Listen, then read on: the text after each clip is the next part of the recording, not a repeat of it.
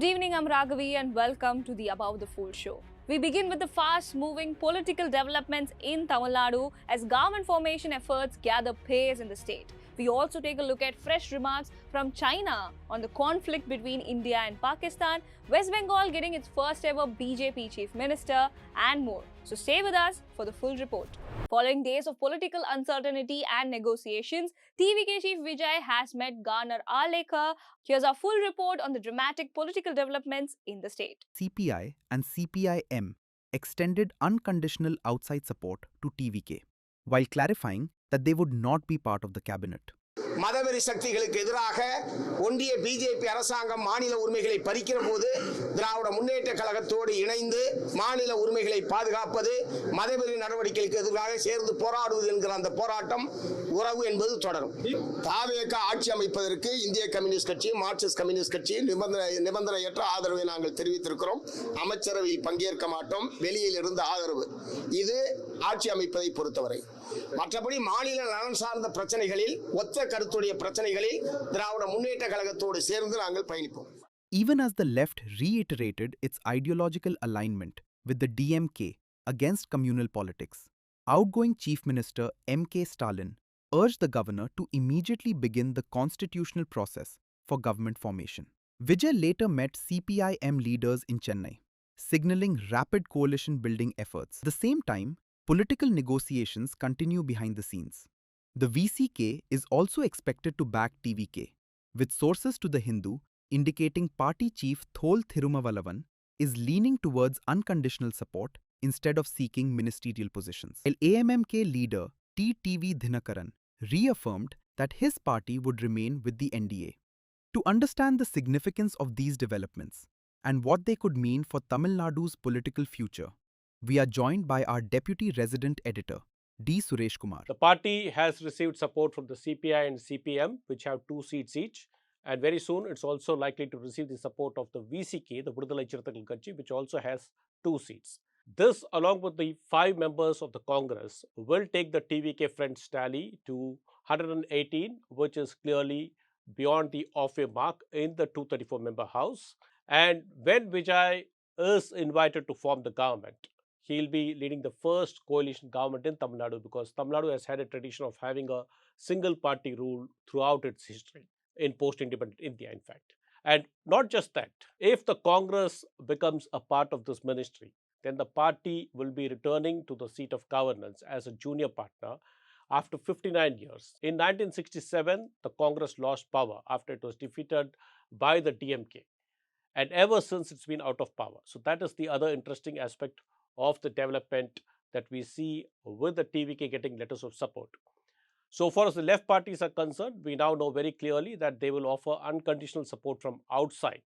So the real challenge for actor Vijay will not just be the formation of the government, but post that, how will he face the opposition in the assembly? Because the Tamil Nadu assembly will now have a very strong opposition in the DMK and the AIADMK. And we'll have to watch how he handles this. Up next, a major revelation from China.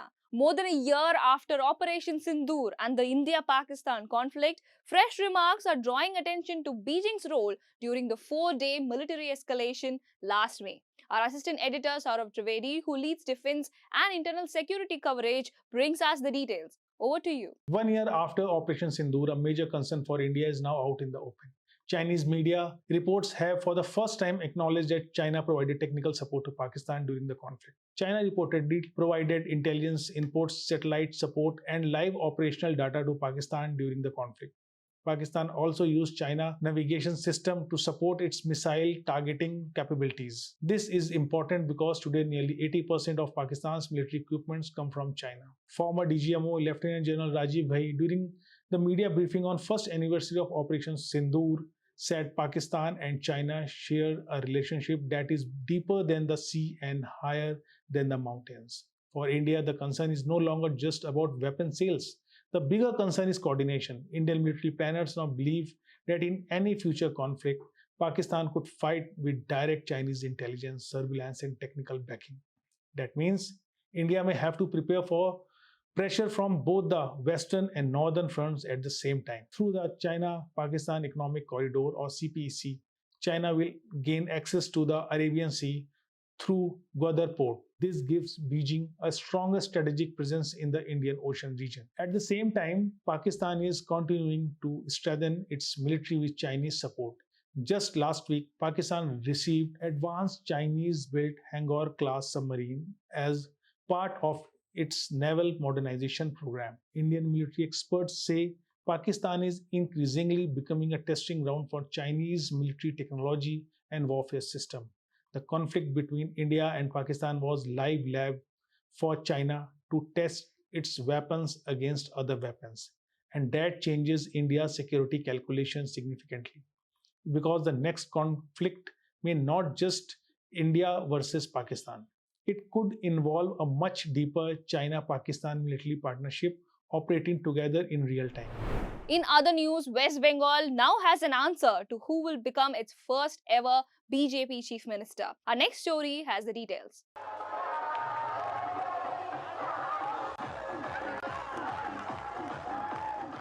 Suvendu Adhikari is set to take oath as the first ever BJP chief minister of West Bengal on May 9th, marking a historic political shift in the state after the BJP's victory in the assembly elections. The decision was taken at the BJP legislature party meeting in Kolkata in the presence of Union Home Minister Amit Shah, where all proposals reportedly backed Suvendu Adhikari's name. Shri Suvendu अधिकारी जी को पश्चिम बंगाल विधानमंडल दल के नेता के रूप में निर्वाचित घोषित करें। हमारे मंत्र एकटाई हो नरेंद्र मोदी जी मंत्र सबका साथ सबका विकास सबका विश्वास सबका प्रयास এটাই হোক আগামী দিনে আমাদের মন্ত্র আসুন পশ্চিম বাংলাকে মোদিজির আদর্শে তার নেতৃত্বে নবনির্মাণ করি কেন্দ্র রাজ্য যৌথ ভাবে কাজ করে আমরা মানুষের প্রত্যাশা পূরণ করি এটাই হোক আজকের দিনে আমাদের সংকল্প খুব সঠিকভাবে মাননীয় অমিত শাহজি বলেছেন যে আমরা ভয় কাটাতে পেরেছি মোদিজি দিয়েছেন ভরসা দেখিয়েছেন স্বপ্ন আর অমিত শাহজির নেতৃত্বে আমরা ভয় কাটাতে পেরেছি বাংলার মানুষের আশাকে পূরণ করে 60% বেশি মানুষকে আমাদের সঙ্গে আনতে হবে বাংলায় অনুপ্রবেশ মুক্ত করতে হবে মা বোনেদের সুরক্ষিত করতে হবে রাষ্ট্রবাদকে মজবুত করতে হবে The swearing-in ceremony will be held at Brigade Parade Ground and is expected to be attended by Prime Minister Narendra Modi, Amit Shah and Chief Ministers of NDA-ruled states. 57-year-old Suvendu Adhikari is among Bengal's most prominent political leaders. Hailing from Purva Medinipur district, he began his political career in the All India Trinamool Congress and served as a cabinet minister in the Mamata Banerjee government between 2011 and 2020. He joined the BJP in December 2020 and later became the leader of the opposition in the assembly. In the recent elections, Suvendu Adhikari won from both Nandigram and Bhawanipur. He defeated former Chief Minister Mamata Banerjee from Bhawanipur by more than 15,000 votes. He had earlier defeated Mamata in Nandigram during the 2021 assembly elections as well. The BJP's victory has ended the Trinamool Congress's 15-year rule in Bengal and marked the party's first rise to power in the state. Since the results were declared earlier this week, several incidents of post-poll violence have been reported from different districts.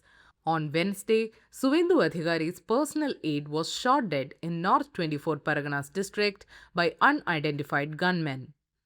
Preparations are now underway both at the Brigade Parade Ground and the assembly premises ahead of the formation of the new government. Renovation work is also underway at the historic Writers' Building, which is expected to once again house the Chief Minister's office and key departments after more than a decade. Meanwhile, celebrations erupted in Suvendu Adhikari's hometown of Kanti after the announcement as BJP supporters marked the party's historic rise to power in Bengal.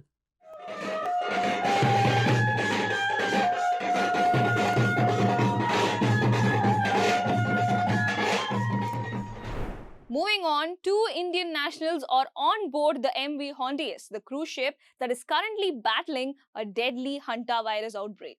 According to the BBC, the 2 Indians are the crew members. The Dutch flagged ship is currently sailing towards Canary Islands. Spanish authorities will then test all 146 people on board. Those who test negative will be repatriated. Now, hantavirus is a rare family of viruses that spreads through contact with infected rats. Symptoms include respiratory issues similar to the common flu like fevers, headaches, and coughing. 3 people have died since the ship left Argentina a month ago. The WHO maintains that the public health risk remains low.